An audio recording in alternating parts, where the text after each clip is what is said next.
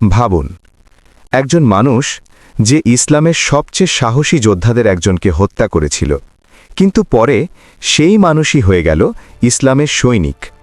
এটাই ওয়াহশী ইবনে হারবের অবিশ্বাস্য গল্প। তিনি ছিলেন মক্কার একজন দাস, তবে বর্ষা নিক্ষেপে তার দক্ষতা ছিল অসাধারণ। মক্কার নেতারা তাকে একটি প্রস্তাব দেয়, যদি সে যুদ্ধে হামজা ইবনে আব্দুল মুত্তালিব রাদিয়াল্লাহু আনহুকে হত্যা করতে পারে তাহলে তাকে মুক্ত করে দেওয়া হবে। স্বাধীনতার আশায় ওয়াহশী রাজি হয়ে যায়।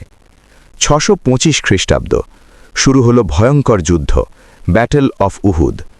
যুদ্ধের ময়দানে হামজা রাদিয়াল্লাহু আনহু সিংহের মতো লড়ছিলেন। তার সামনে শত্রুরা টিকতে পারছিল না। ওয়াহশী দূরে লুকিয়েছিল। সে সরাসরি লড়াই করেনি, সে শুধু অপেক্ষা করছিল একটি সুযোগের।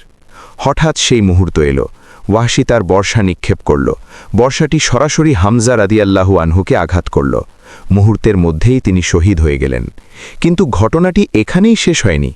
যুদ্ধের পরে হিন্দ বিনত উতবা হামজা রাদিয়াল্লাহু আনহুর দেহের কাছে আসে।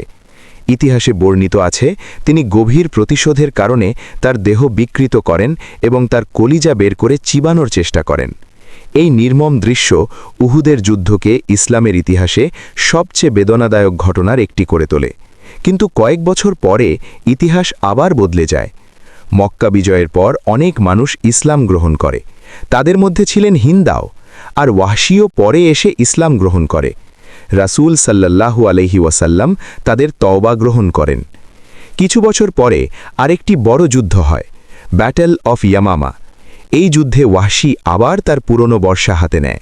তার লক্ষ্য মুসাইলিমা। একটি নিখুঁত নিক্ষেপ, আর সেই বর্ষায় শেষ করে দেয় ইসলামের এক বড় শত্রুকে। পরে ওয়াহশী বলেছিলেন, এই বর্ষা দিয়ে আমি একসময় ইসলামের একজন মহান মানুষকে হত্যা করেছিলাম, আর পরে একই বর্ষা দিয়ে ইসলামের এক বড় শত্রুকে হত্যা করেছি। এই গল্প আমাদের শেখায়, মানুষ বড় ভুল করতে পারে, কিন্তু সত্যিকারের তওবা মানুষের জীবন সম্পূর্ণ বদলে দিতে পারে।